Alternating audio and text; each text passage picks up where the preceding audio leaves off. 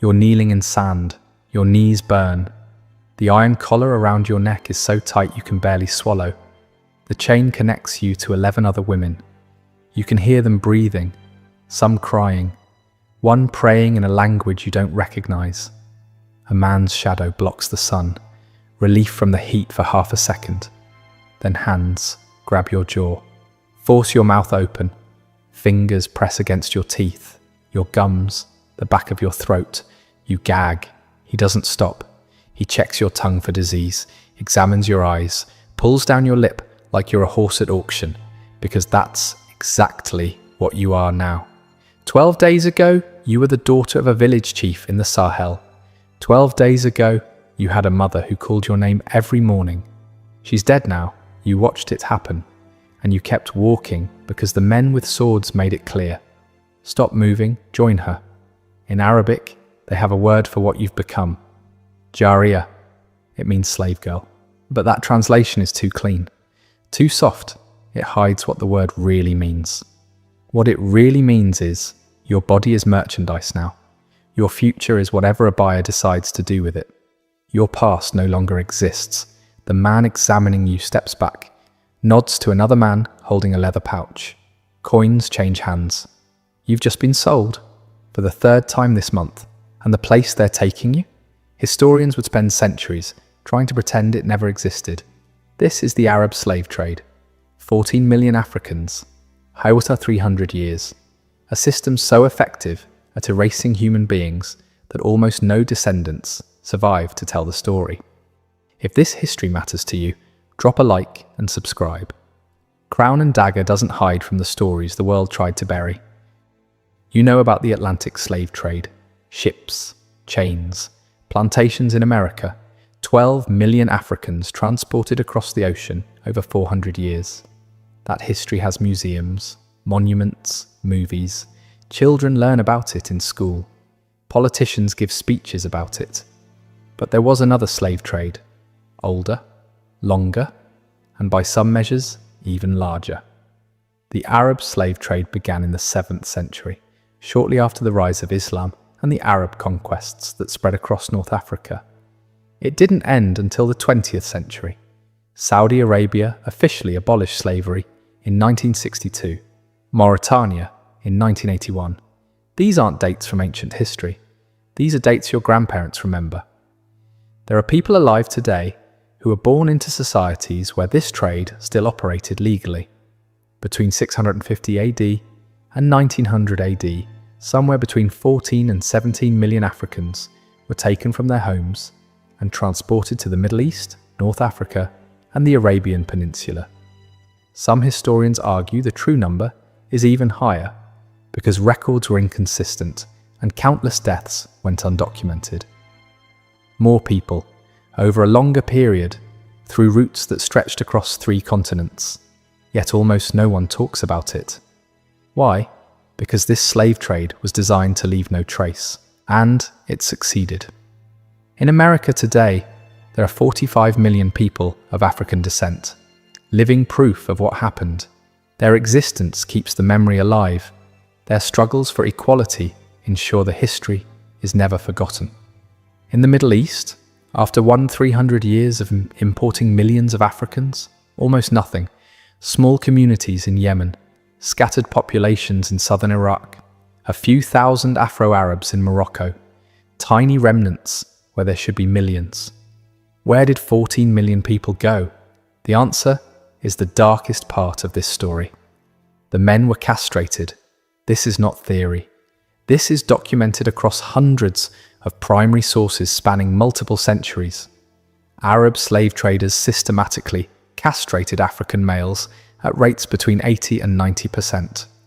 The procedure was performed at specific points along the trade routes. Egyptian monasteries became notorious for it. Coptic Christian monks developed techniques that slightly improved survival rates. Slightly. For every man who survived castration, somewhere between 3 and 5 died from blood loss, infection, or shock. Some sources suggest even higher mortality. Think about that math. If a trader needed 100 living eunuchs to sell at market, he might start with 400 or 500 men. The rest died screaming in the sand. The economics were brutal but logical. Castrated slaves couldn't reproduce, couldn't form families, couldn't create communities that might grow strong enough to resist, couldn't leave descendants who might one day demand freedom. They worked, they aged, they died, and they were replaced with fresh captives from the next raid. Generation after generation, for 1,300 years. But the women served a different function entirely. They were kept intact, kept fertile, kept specifically because of what their bodies could produce.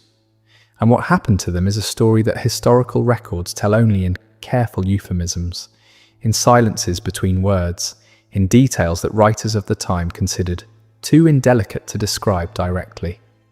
The machine required constant feeding. Arab merchants weren't raiders themselves.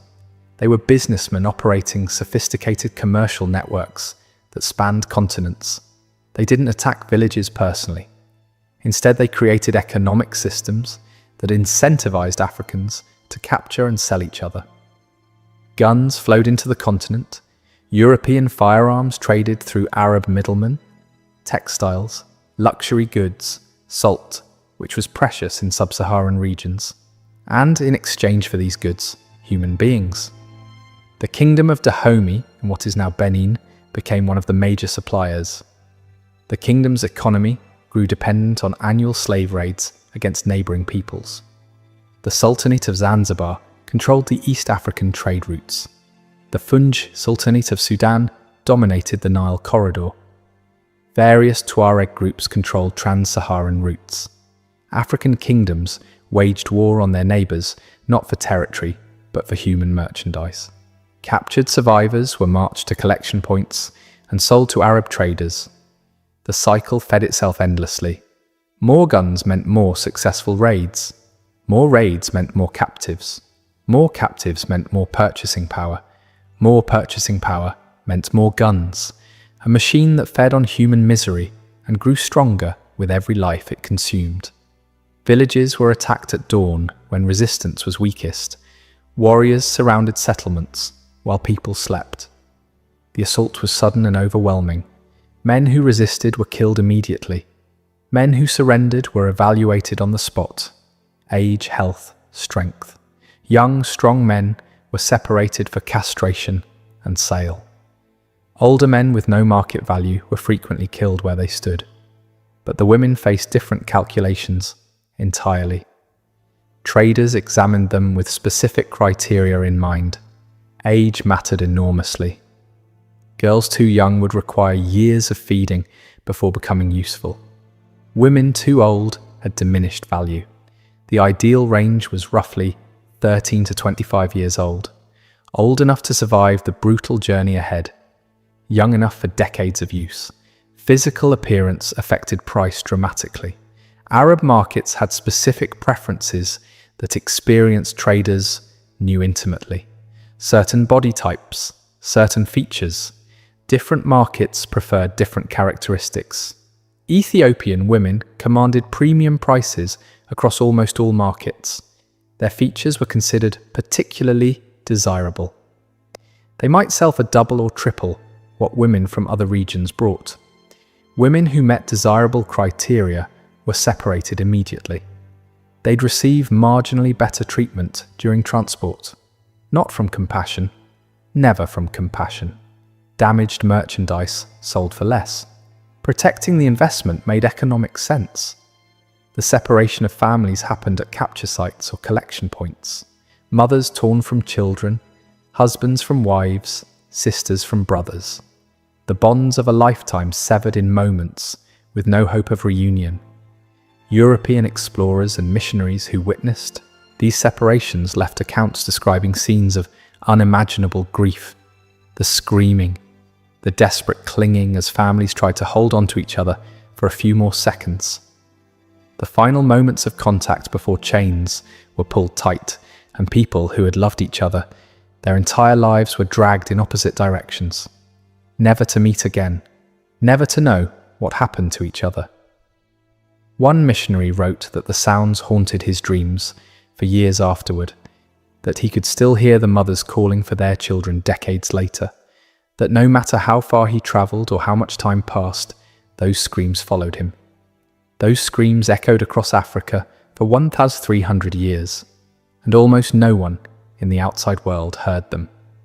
Then came the Sahara. The trans-Saharan routes were journeys measured not in miles but in death. Picture the distance from New York to Denver.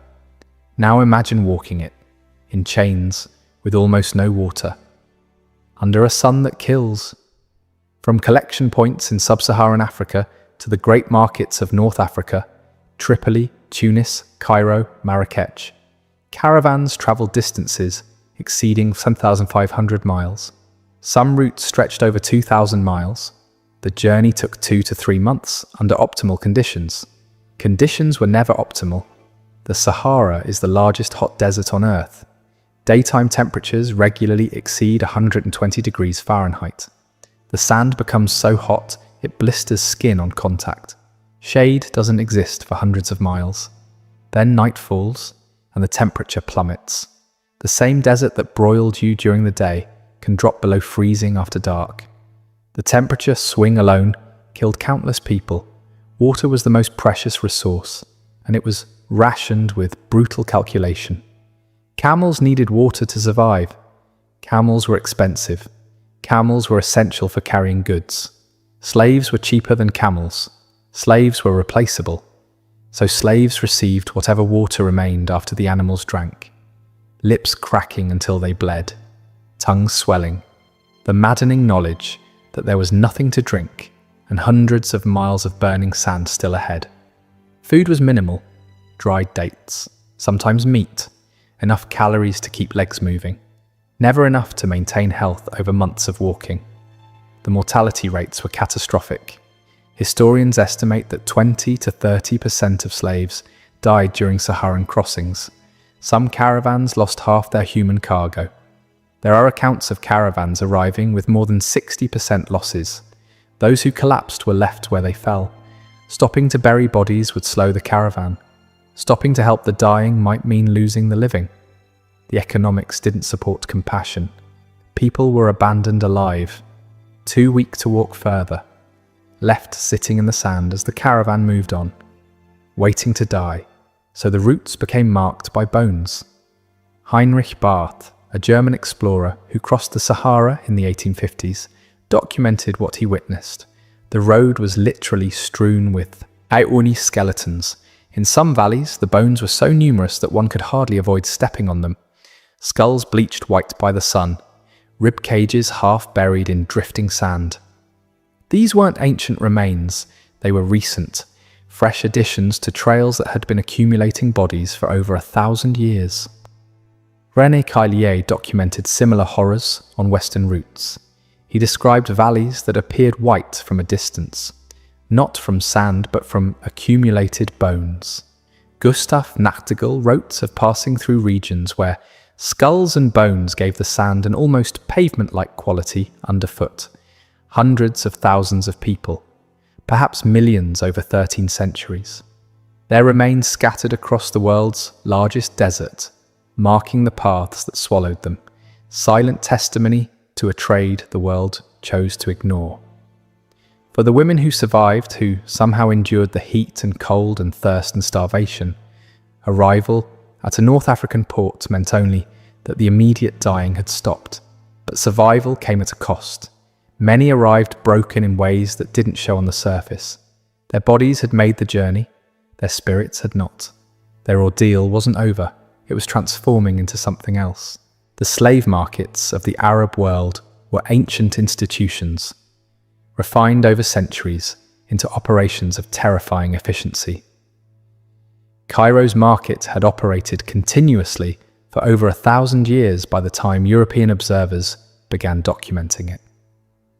Generation after generation of traders had refined the practices, the pricing, the techniques of evaluation. Buyers came from across the Islamic world and beyond.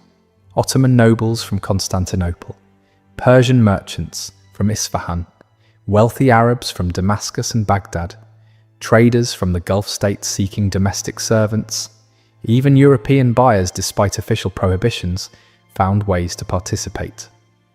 The markets were organized by category: common laborers in one section, skilled workers in another, domestic servants in a third, and behind screens, in the most exclusive areas, the women intended for private sale. The examination process was systematic and thorough. Teeth first. Dental health indicated age and condition. Experienced buyers could estimate remaining years of useful life from teeth alone. Then skin, examined for disease, scars, imperfections. Hair checked for texture and length. Then the rest. Buyers paying premium prices demanded thorough evaluation. The examinations were intimate, invasive, conducted with the detachment a butcher might show when evaluating livestock. European travellers left accounts so graphic, their publishers often censored them. One British observer in the 1830s wrote, "The women are made to walk, to turn, to display themselves in ways that cannot be described in polite company. The buyers examine them as a horseman examines a mare, with identical cold calculation and complete absence of human feeling." Prices varied based on origin, appearance, and intended use. Common women sold for modest sums. Women with desirable features brought significantly more. Young virgins from preferred backgrounds could sell for the equivalent of several years' wages. The highest prices were paid privately, by agents representing the wealthiest households. Zanzibar became the largest slave market in the Indian Ocean world. At its peak, 50,000 slaves passed through annually. The island's entire economy revolved around human merchandise. David Livingstone witnessed the trade firsthand. His accounts helped galvanize British abolition efforts. What he saw changed him forever. He wrote, "To overdraw its evils is simply impossible. The subject does not admit of exaggeration. The sights I have seen are so revolting that I always strive to drive them from memory." The market operated openly until 1873, when British pressure finally forced its closure. The Sultan signed a treaty. The auctions officially ended, but the trade continued underground for decades afterward. Ships sailed at night. Transactions happened in hidden locations. The demand was too strong, the profits too large. Where there is demand, supply finds a way. Where did these women go after they were sold? The answer depended entirely on who bought them and what they were bought for. The wealthiest buyers were building harems. Ottoman sultans maintained harems with hundreds of women, sometimes thousands. The imperial harem at Topkapi Palace in Constantinople held up to 2,000 women at various points in history. Lesser nobles and provincial governors kept smaller collections proportional to their wealth. Even moderately wealthy merchants might own several women for domestic and personal purposes. The harem was more complex than the word suggests today. It wasn't merely about physical gratification. It was a political institution where women competed for favor. Bearing a son to a powerful man could mean everything. The mother of a future sultan wielded enormous power, so women schemed, formed alliances, undermined rivals. Poison was common. Political maneuvering, as sophisticated as anything in the formal court, took place behind harem walls. For a captured African woman, entering a harem meant systematic erasure of everything she had been. She received a new name. Her language was forbidden. Her religion was replaced. Her past was destroyed and rebuilt. Trainers taught her new customs, behaviors, expectations, how to walk, how to serve, what was permitted and punished. Eventually, nothing remained of who she had been. The person her family loved was gone, replaced by someone created to serve her owners. Some women navigated this successfully.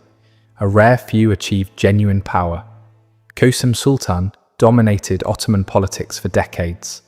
She began life as a slave girl captured from a small Greek village.